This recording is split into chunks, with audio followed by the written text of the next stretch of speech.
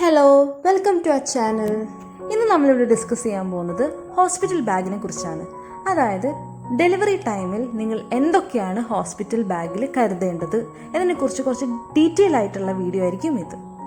അപ്പോൾ നമുക്ക് ഒട്ടും സമയം കളയാണ്ട് നമുക്ക് നമ്മുടെ ടോപ്പിക്കിലേക്ക് പോവാം. ആദ്യം നമ്മൾ നമ്മുടെ കയ്യിൽ കരുതേണ്ടത് ഹോസ്പിറ്റൽ ഡോക്യുമെൻറ്റ്സ് ആണ്. അതായത് നിങ്ങൾ ഫസ്റ്റ് കാണിച്ച ഹോസ്പിറ്റലിലത്തെ ഡോക്യുമെൻറ്റ്സ് മുതൽ നിങ്ങൾ ലാസ്റ്റ് വരെ കാണിച്ച ഹോസ്പിറ്റലിലെ കംപ്ലീറ്റ് ഡോക്യുമെൻറ്റ്സ് നിങ്ങളുടെ കയ്യിൽ കരുതണം. സ്കാൻ റിപ്പോർട്ട്, നിങ്ങളെ ബ്ലഡ് ടെസ്റ്റ് റിപ്പോർട്ട്, ഇതെല്ലാം നിങ്ങളുടെ കയ്യിൽ അത്യാവശ്യമായിട്ട് കരുതേണ്ടതാണ്. അടുത്തതായിട്ട് നമ്മുടെ കയ്യിൽ വേണ്ടത് മെഡിസിൻസ് ആണ്. നമ്മുടെ പ്രഗ്നൻസി ടൈമിൽ നമ്മൾ എന്തൊക്കെ മെഡിസിൻസ് എടുക്കുന്നുണ്ടോ അതെല്ലാം നമ്മുടെ കയ്യിൽ ഉണ്ടാവേണ്ടതാണ്. അതായത് നമ്മുടെ തൈറോയിഡിൻ്റെ മെഡിസിൻ എടുക്കുന്നുണ്ടെങ്കിൽ അതെന്തായാലും നമ്മുടെ കയ്യിൽ കരുതണം. പിന്നെ നമ്മുടെ എന്തെങ്കിലും ഷുഗർ പേഷ്യൻസ് ആണെങ്കിൽ അവർ ഇൻസുലിൻ എടുക്കുന്നുണ്ടെങ്കിൽ അത് നമ്മുടെ കയ്യിൽ കൊണ്ടുപോകേണ്ടതാണ്. അങ്ങനെ വിറ്റമിൻ ടാബ്ലറ്റ്സ് അങ്ങനെ എല്ലാം നമ്മൾ എന്തായാലും കൊണ്ടുപോയിരിക്കണം. പിന്നെ അടുത്തതാണ് ഒരു ഫുൾ ഫ്രണ്ട് ഓപ്പൺ നൈറ്റി. അതായത് രണ്ടെണ്ണെങ്കിലും മിനിമം നിങ്ങളത് കയ്യിൽ കരുതുക. പിന്നെ സാധാരണ സിബുള്ള നൈറ്റി കൊണ്ടുപോവുക. കാരണം നമുക്ക് ഒരിക്കലും നമ്മുടെ ഡെലിവറി പ്രെഡിക്റ്റ് ചെയ്യാൻ പറ്റില്ല. അത് സി സെക്ഷൻ ആയിരിക്കോ നോർമൽ ഡെലിവറി ആയിരിക്കോ ഒന്നും നമുക്ക് പറയാൻ പറ്റില്ല. ഇൻ കേസിലല്ല എമർജൻസി സി സെക്ഷൻ ആണ് പറയുന്നതെങ്കിൽ ആ സമയത്ത് നമുക്ക് പെട്ടെന്ന് കിട്ടിയെന്ന് വരില്ല. അപ്പോൾ അങ്ങനത്തെ ഒരു സിറ്റുവേഷനൊക്കെ ഫേസ് ചെയ്യാൻ റെഡി ആയിരിക്കണമെങ്കിൽ ഇത് നമ്മുടെ കയ്യിൽ കരുതിയേ പറ്റുള്ളൂ. അപ്പം നിങ്ങൾ മറക്കാതെ അതെടുത്ത് വെക്കാൻ ശ്രദ്ധിക്കുക. അടുത്തത് നമുക്ക് ഫീഡിങ് ബ്രായാണ്. ഫീഡിങ് ബ്രാ ശരിക്കും പറഞ്ഞാൽ ഹോസ്പിറ്റൽ പീരീഡിൽ നമുക്ക് ഫീഡ് ചെയ്യാൻ വേണ്ടി ഏറ്റവും കംഫർട്ടബിൾ ആയിട്ടുള്ള ഒരു കാര്യമാണ് ഫീഡിങ് ബ്രാ. കാരണം നമ്മുടെ റൂമിലേക്ക് ആ സമയത്ത് ഒരുപാട് വിസിറ്റേഴ്സൊക്കെ വരും. അപ്പോൾ നമുക്ക് ചിലപ്പോൾ ഫീഡ് ചെയ്യാൻ ഭയങ്കര കംഫർട്ടബിൾ ആയിട്ട് തോന്നില്ല. കാരണം നമ്മളത് റിമൂവ് ചെയ്യാനുള്ള ബുദ്ധിമുട്ടും എല്ലാം കൊണ്ട്. പക്ഷേ ഈ ഫീഡിങ് ബ്രാ ഉണ്ടെങ്കിൽ നമുക്ക് അങ്ങനത്തെ ഒരു പ്രശ്നമില്ല, നമുക്ക് സുഖമായിട്ട് ഫീഡ് ചെയ്യാവുന്നതാണ്. അപ്പം അതിൻ്റെ ലിങ്ക് ഞാൻ ഡിസ്ക്രിപ്ഷൻ ബോക്സിൽ ഇടാം, നിങ്ങളൊന്ന് പോയിട്ട് ചെക്ക് ചെയ്യുക. അടുത്തത് നിങ്ങൾ കരുതേണ്ടത് ഡിസ്പോസിബിൾ ഡൈപ്പർ അല്ലെങ്കിൽ ക്ലോത്ത് ഡൈപ്പർ. ഇതിലേതെങ്കിലും ഒന്ന് നിങ്ങൾ മസ്റ്റായിട്ട് കരുതണം.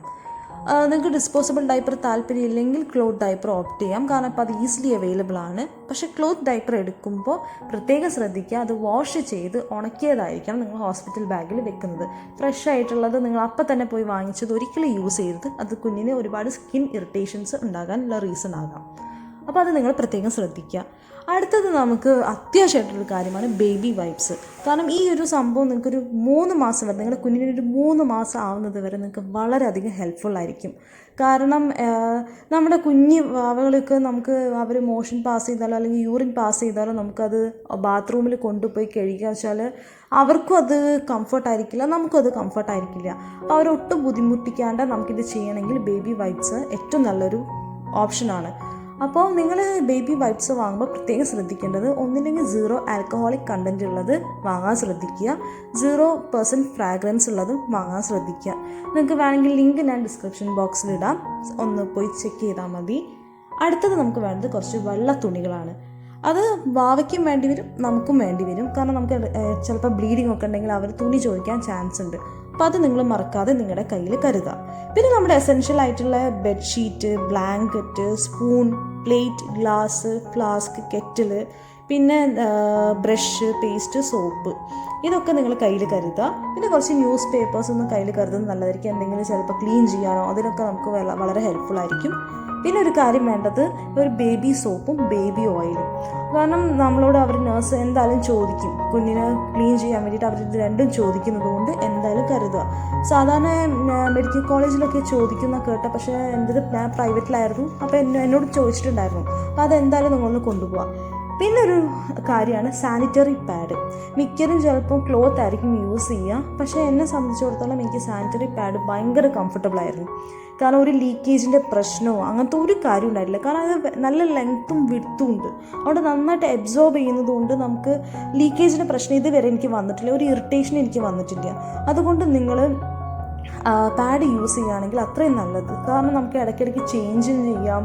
പിന്നെ നമുക്ക് ലീക്കേജിൻ്റെ പേടിയില്ല. ചിലപ്പോൾ ചിലർക്ക് തുണി യൂസ് ചെയ്യുമ്പോൾ ഭയങ്കര സ്കിൻ ഇറിറ്റേഷൻസ് ഒക്കെ വരാറുണ്ട്.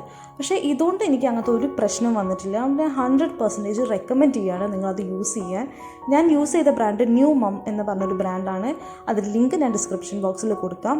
പിന്നെ അതിൻ്റെ കൂടെ അതിൻ്റെ ഫിക്സേറ്ററും കൂടി വാങ്ങുകയാണെങ്കിൽ അത്രയും നല്ലത്. കാരണം അത് അത്യാവശ്യം നല്ല ലെങ്ത്തും വിഡ്ത്തും ഉള്ളതുകൊണ്ട് അതിൻ്റെ ഫിക്സേറ്റർ വാങ്ങുകയാണെങ്കിൽ അത്രയും നല്ലതാണ്.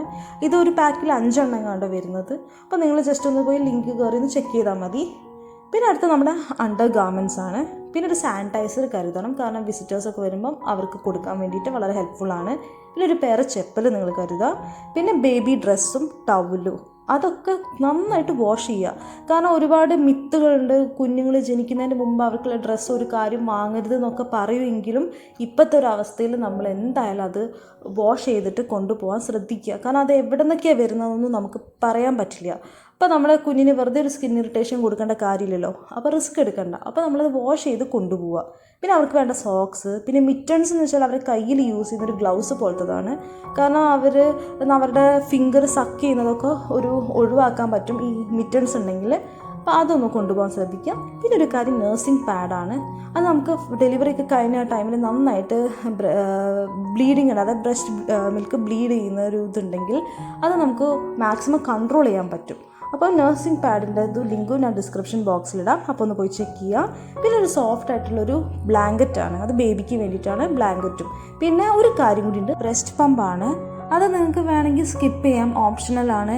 എൻ്റെ പ്രഗ്നൻസി എൻ്റെ ഡെലിവറി ടൈമിൽ എനിക്കത് ആവശ്യം വന്നിരുന്നു, ഞാൻ അപ്പോഴാണ് പോയി വാങ്ങിയത്. നിങ്ങൾക്ക് വേണമെങ്കിൽ മാത്രം അത് കൊണ്ടുപോയാൽ മതി. അപ്പോൾ നമ്മുടെ ഇന്നത്തെ ടോപ്പിക് ഇവിടെ എൻഡ് ചെയ്യാണ്. ഈ വീഡിയോ എല്ലാവർക്കും യൂസ്ഫുൾ ആയെന്ന് വിചാരിക്കുന്നു. Thank you for watching. ഞങ്ങളുടെ ചാനൽ സബ്സ്ക്രൈബ് ചെയ്യാൻ മറക്കരുത്. ലൈക്ക് ചെയ്യുക, ഷെയർ ചെയ്യുക.